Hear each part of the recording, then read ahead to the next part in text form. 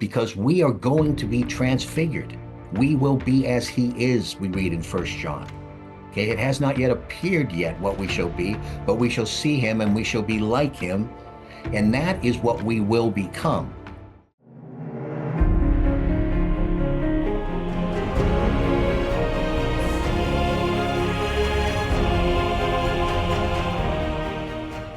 So one of the things about art then, and when we deal with the realm of truth, beauty, and goodness, is that there's a little bit of a conflict, if you will. In fact, Mel said it. He was saying about his dad, he's saying, my dad had a photographic memory, I have a pornographic memory.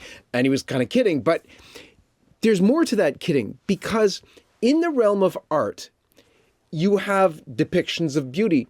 And I think for most, they would say the pinnacle of beauty on earth is the female form that God made in woman. And we have that in Our Lady and so on. There's a difficulty, though, because even though it is the pinnacle of beauty, lust comes in and then it's distorted somehow. And so artistry is weird because, especially the painting art or photographic art or film art, because they use the concept of beauty, but then it gets distorted into lust and it becomes mortally sinful. And so it's hard to figure out how that all meshes together, because it is beauty. There's something called custody of the eyes. You look away from things that are tempting and so on. Yet it's beautiful. You can't sort of say to yourself, oh, I'm going to look away because it's ugly and blah, blah, blah. It's not. So how, as an artist, or maybe you can give some understanding to that, because it's a struggle for most, probably all men. And then how do you put this together with beauty, true beauty, fighting lust at the same time, and then depicting it in a way that doesn't incite lustful passion? Right. This is the book Veiling to Reveal was my one of your books. It was my response to that question. And what I would say is that I'm at odds with most people in the church, artists in the church that I talk to, for example, in this. So I'll give you my point of view, and it's just a personal point of view, but I am reading John Paul II and his Theology of the Body for inspiration here. By the way, if I could, David, let me intervene here. That was a working title. You know, I've spent much of my adult education studying John Paul II. His preferred title was Human Love in the Divine Plan, a much better title for that near 4 years of catechetical instruction, because it's about more than the body. It's about the integrated human person. Anyway, continue. How can I put this? First of all, it is not part of the Christian tradition to paint the nude naturalistically. Okay, this came in initially in the early church. They banned it. That's why they stopped doing the Greek statues, because they were aware. It's not that they denied the beauty of the human body, but they neither did they deny concupiscence and the fact that we have a fallen nature. And it was actually Alberti in the 15th century who introduced the idea of painting the nude as part of the training in order to reintroduce the style of the Greeks. So he was going pre-Christian in doing this. He was not Christian in his motivation. In fact, he argued, according to a philosopher called Alain de Botton, who I saw speak, he was in favor of this. He thought this was great. He's a sort of secular philosopher. But he said that the reason they introduced it was because they had this flawed, in my view, flawed belief that it was good to provoke an erotic response, because they believed that if you could then redirect that would be the basis of creativity. Now, I say nonsense, but that's what they believed. And you get people saying that sort of thing today. And that's how it became part of the canon. It never was, okay? And from that, and it was actually the secular influences that took that away. Now, that doesn't mean that they never painted naked bodies. There were certain occasions, such as the baptism in the Jordan in some interpretations, or Adam and Eve. But even then, you have shall we say, judiciously placed tree boughs, and they're aware there are certain parts you shouldn't look at. If I was to characterize, I mean, this is something that is really an hour-long lecture at the very least, I would say. But according to my reading of John Paul II, he's saying that there are three stages of man. There's original man, man before the fall. There is historical man, and then there is eschatological man. And what he called for was the painting of original man, the man naked without shame. If you read what does original man look like? Well, from the accounts that I've found, and I think from the things John Paul II says, probably rather like eschatological man. In other words, there is a style that is developed to portray the human form with glory, shining with glory. That is the iconographic tradition. So we're talking, even if nude, highly stylized, unerotic forms. Okay. And John Paul II, something else that's worth reading is the presentation he made at the opening of the Sistine Chapel after it had been cleaned.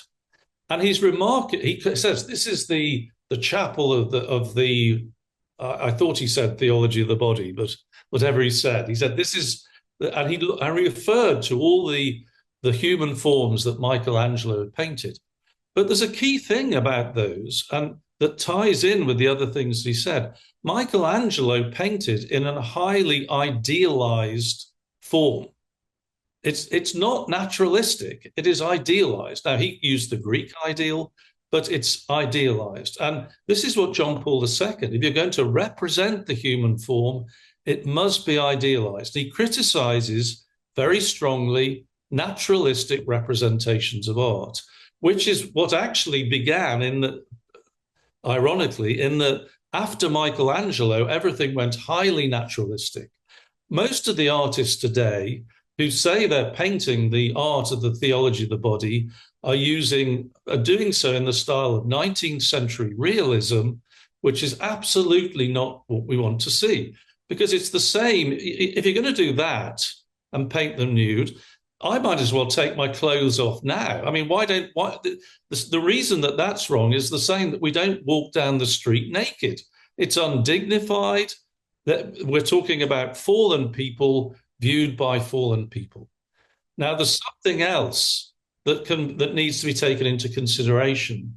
And this I found, it's consistent with John Paul II, I think, but in an article in Communio by someone called Eric Anderson, called The Theology of Dress, or the Theology of Clothes. And in brief, his argument is, I mean, he's writing prior to John Paul II in the early 60s, but originally it was reprinted in Communio. But he says that effectively, before the fall, man was clothed in glory. In other words, it appeared differently. That is what John Paul II wants us to paint, okay? But after the fall, he lost that glory. So what do? We put clothes on. And clothes are not hiding, they're revealing. They are partially, but they're replacing something that was lost in the fall. That's why we have masculine clothes and feminine clothes. That's why it's appropriate to dress in particular ways, in particular paces. Clothes have a function. So that's why I use the phrase veiling to reveal. The way to see me as a man in full beauty and manhood, except in certain circumstances, such as if my wife were to look to me, and even then you need to be in the special sacrament of marriage.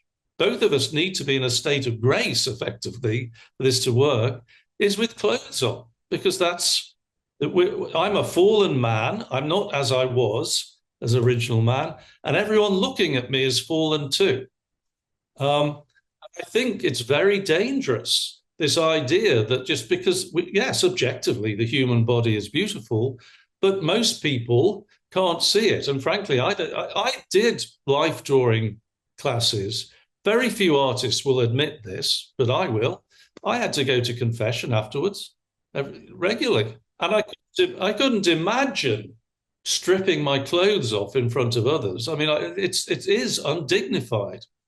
The other thing is that when there's a protocol, even in these art classes, that you don't talk to the model. They robe and they disrobe behind a screen. Why do you do that? Well, effectively, you objectify the person. The only way that you can allow this person to strip off is reduce them to a body and stop them being a person. You don't converse with them. They become a figure that is you are not connected to personally. Now, what that says to me is that we're trading one evil for another. That's exactly what the theology, John Paul II was trying to get us away from, the objectification of the person. So it doesn't justify it to objectify the person in order to create this art, which I don't believe is necessary anyway. For U.S. residents, creating a will has never been easier. Thanks to My Legacy Will, an online platform free of charge, you can now create your own will and choose to include LifeSite News in it, specify where your funeral will take place, the number of masses to be offered for your soul, and how your estate will be distributed. We would be deeply grateful if you remembered LifeSite News in your will. Visit mylegacywill.com/LifeSite News. Thank you for your support, and may God bless you. You know, I'm actually going to be in agreement with David on this. And I think it's important that he mentioned a couple of things from a theological perspective, which are so important to keep in mind. He used the word concupiscence. Okay, so we have passions, yes, but they're disordered. They're disordered because of the reality of sin. Prior to the fall, what we call in the prelapsarian stage, there was original justice. And so there was not that concupiscence. And there was a transfigured human person in communion with God. But it was the fall itself that led to these disordered passions. Now, grace helps to reorder those passions, which is one of the reasons why we need continual sources of grace. You know, the fact of the matter is we need the sacraments. We need prayer because there is this pull. I mean, Paul, when he wrote to the Christians of Rome, said, the things I do not want to do. The things I want to do, I do not do. Who can save me from this body of death? So we have that continual challenge, and we have disordered passions. You know, the early fathers were fond of saying that whatever was not assumed was not healed. It was all assumed in the humanity of Jesus and transformed, but we are works in progress.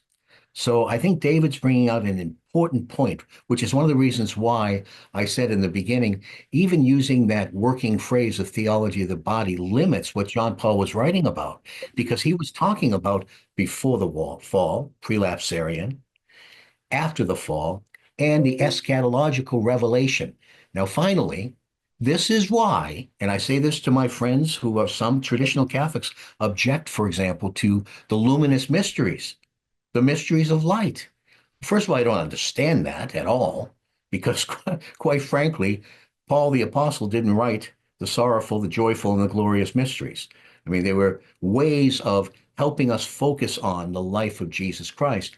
And so a successor of Peter says, well, wait a minute, let's take a look at the transfiguration, the Eucharist, and all of these important epiphanies of light, because we are going to be transfigured. We will be as he is, we read in 1 John. Okay, it has not yet appeared yet what we shall be, but we shall see him and we shall be like him. And that is what we will become. In the process, we've got this continual challenge of dealing with disordered passions, lust, all of it. So I think David's onto an incredibly important point. And some of those who are speaking of what they call the theology of the body really don't understand it in the fuller context of what John Paul was trying to help us recover. You know, beauty, true beauty. And we will look different. It has not yet appeared what we shall be, but we shall be like him. Remember, when he was raised from the dead, they didn't recognize him. They thought he was a gardener. They couldn't because he was different. And yet, on that Mount of Transfiguration, he was appearing in his glory. We shall be like him. So we are in that in-between stage, and David's absolutely right. These disordered passions are a problem, and we don't want to give over to them. So I love the title of that book he wrote, Veiling to Reveal, to reveal. That's why I started out with epiphanies of beauty, and I think your take, David, on the real what I like to call the theological anthropology of the gift. That's what John Paul gave us in that near 4-year catechetical instruction, the theological anthropology of the gift. And I was working on a paper, and maybe I'll continue working on it, called Donum Ergo Sum, to sort of countermand the Cartesian, I think, therefore I am gift, therefore I am. And the full revealing of the body of a person is confined to the sacrament of marriage, not anything else. And beauty needs to be revealed, but veiling helps to reveal it. And I think your point is also important, David, which I've not heard, by the way. This is why we dress differently. Male and female, he created them because we were created in his image. And it is not good for man to be alone. So that is why the difference is a gift and a treasure and reveals something of God's love. He's a communion of persons. These are deep theological insights that John Paul wanted to communicate. And I think, David, you've done a very good job in a very short amount of time, helping us see the deeper meaning of what is often called the theology of the body. Really, what John Paul was getting at was human love in the divine plan. Aloha everyone, this is Jason Jones for LifeSite News. We hope you enjoyed this video. For more content like this, check the link in the description. You can also connect with us on social media to stay up to date with the latest news on life, faith, family, and freedom. Thanks for watching, and may God bless you.